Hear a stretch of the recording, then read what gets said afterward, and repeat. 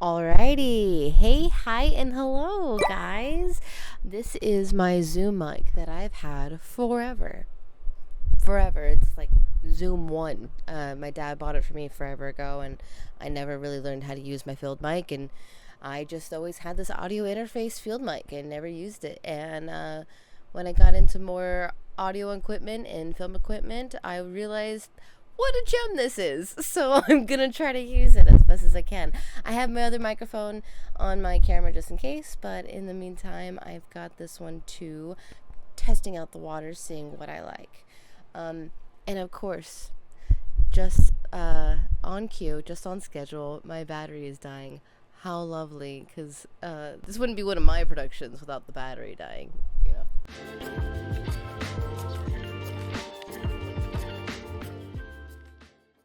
So hot. Alrighty, and we're back at it. So, a little update. I went on a birthday vacation. I am 31. Hello. And I went to Maryland for a connected flight, but the destination was South Carolina, and then my friend and I drove to Florida. So I also got to see a little bit of Georgia, and I saw a little bit of Florida. I saw mostly Orlando, to be fair with you, and I just drove through the rest of it. But I had a really wonderful time with my best friend. And so now I'm going to try to do a little update. I might not do the full book review update right now. But just know I do have notes. I actually took notes the entire time while reading this book. So on my birthday vacation, I was supposed to be reading The Starless Sea. I was supposed to be reading this. And it's not that I wasn't. I did read some of it. I'm not going to be like, I didn't read. I read some of it. I don't know how comfortable people are reading on planes. I couldn't keep my headspace in it. Either I kept falling asleep or I would just drift off. I just was not in the mood or in the place or in the environment to be cuzzling down with a fantasy that is pretty theatrical in writing. And so maybe it's just not my cup of tea, or it's just not the time. It was just not the time. Sorry to say, Erin Morgenstern, who is a theater major, by the way. So, called that one. But it just wasn't the time. So I'm going to probably pick it up really soon. I have one more thing that I probably want to read first, because it's getting into the spooky season, isn't it? It is. So don't get mad at me. You can't get mad at me. Promise. Thank you. I got a gift card for my birthday at Barnes & Noble, to Barnes & Noble, and so I got 2 books. We Used to Live Here by Marcus Clower. And I got, where'd she go? There she is. I got Psycho. Obviously I love this movie. I love Alfred Hitchcock.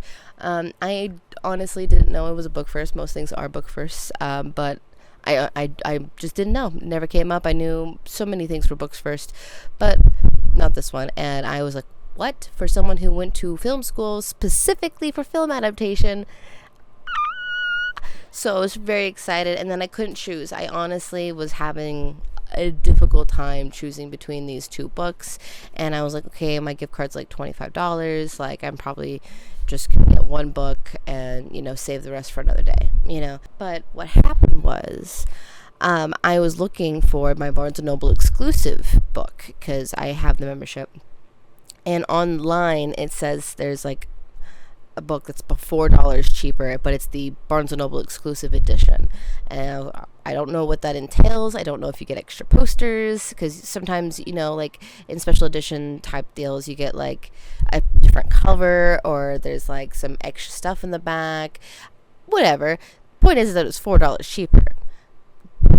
Could have changed the game a little bit for how many books I was gonna get. I was like, okay, I'm usually not a penny pincher, but I asked. I was like, this is the only book that I could find. It took me like an hour to find where they even put this book, because Barnes & Noble is just not mapped out how it used to be, and they just also change it like all the time, and I'm not there very frequently, so the odds are not in my favor for this.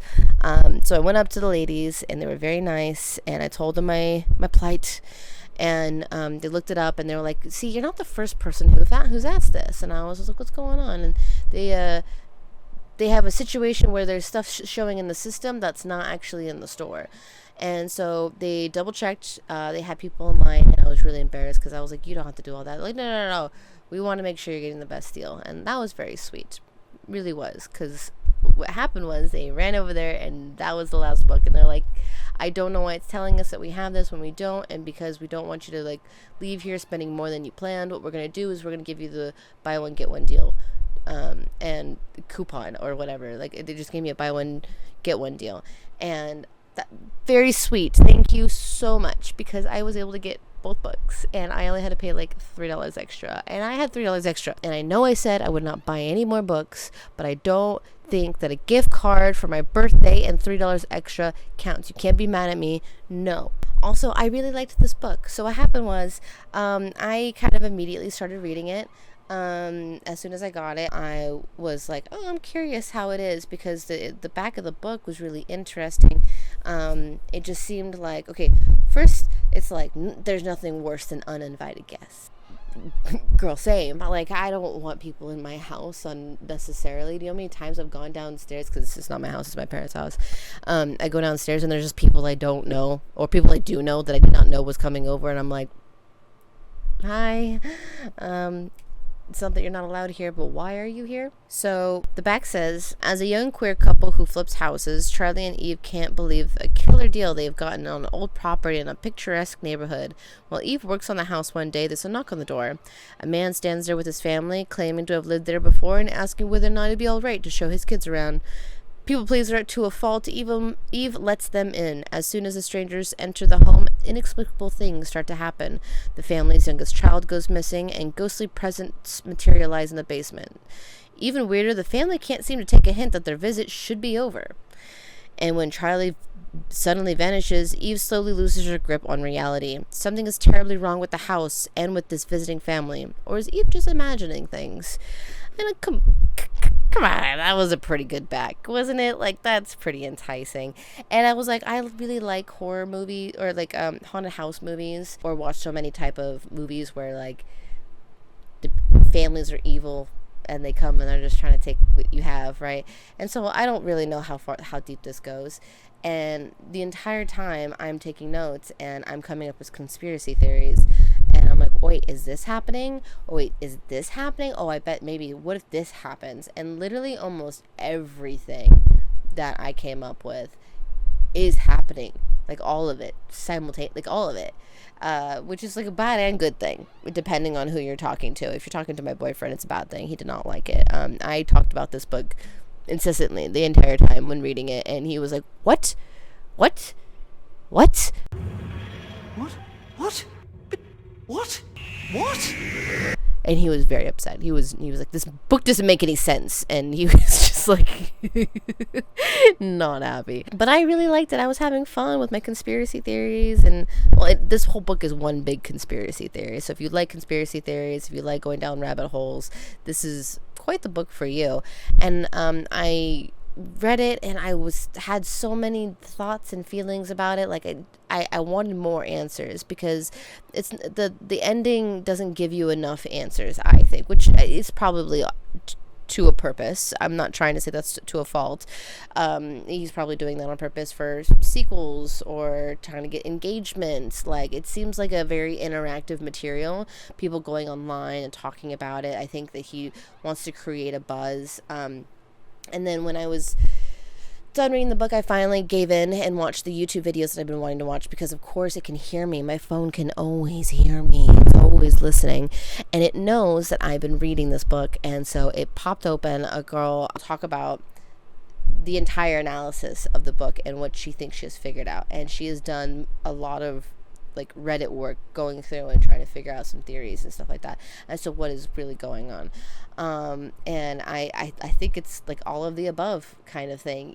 There's a bunch of passages in the book. So between every chapter, there's an excerpt, a document of some sort that is evidence or some type of research explaining what is going on, or not what is going on, but what did happen, will happen. It's like evidence of proof that this is actually going on.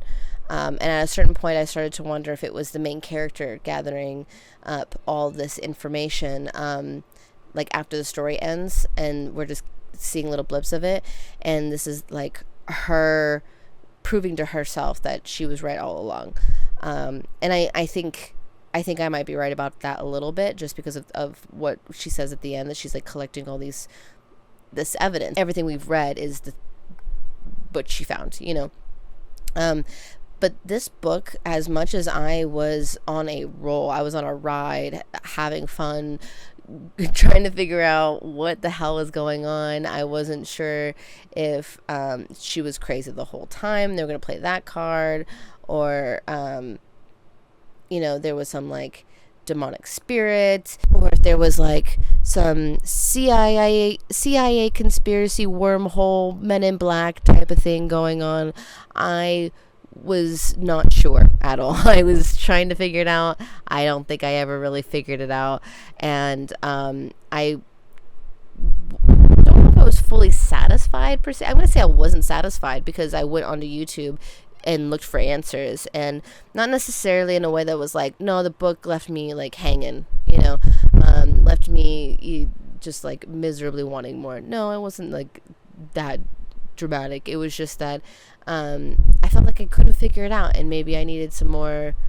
I felt like I couldn't figure it out, and I just needed like a little bit more help, and so I did find this like almost 2-hour video of this girl trying to break it down for me, and all these Reddit posts.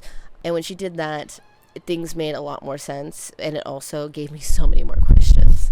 This goes so much deeper than I thought. There's alternate realities and anchors and guides and all sorts of stuff. I did not catch on to any of that extra stuff, but I caught on to some of the other patterns that they pointed out, which I was like, gave myself a pat on the back. I was like, look at you noticing some of those things.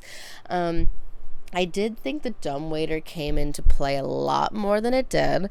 I seem to see or look into things that have nothing to do with the actual story. I did the same thing with looking for Alaska. I was like, oh, this is going to turn into some big old thing, and it never did. So like and same with 10th Girl. I like, either I'm giving too much credit to things that don't need it or didn't ask, or I'm just disappointing myself for no reason. I don't know. I'm just coming up with random things. I'm focusing on the wrong shit. I actually took notes this time. Took notes. They are the scribblings of a mad woman, let me tell you. I don't know if you can see that. It's pink and the light is so bright. It wasn't a perfect system or anything. I do think that I might do voice to text next time. I think it might be faster, and that way like I can't like forget before I can write down all my thoughts, because that is a huge problem for me. Like, if I don't talk about it or get it written down at a certain point, it could just be lost for a hot minute, Memory's pretty okay. My recall is terrible. Some of the parts are really interesting, and then other parts are so confusing that I'm like, I know it's supposed to be alluring, not knowing what's going on, but it's not when people are acting severely unlike how I would. At least, in We Used to Live Here, Eve was like acting really paranoid and freaked out, and she like was acting how a normal person would react, I think. Even though she was acting hella rude and being like crazy at certain points, she ended up being right.